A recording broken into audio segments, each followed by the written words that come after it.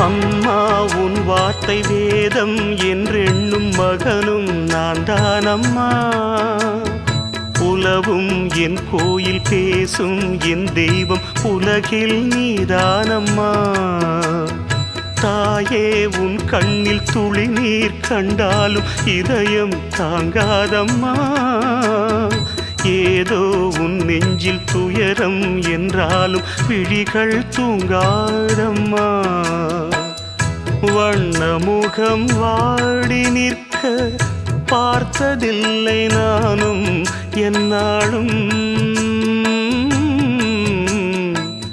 வாடை கொஞ்சம் கூந்தலை ஆடை கொண்டு மூடிட வருத்தம் என்ன இந்நேரம்.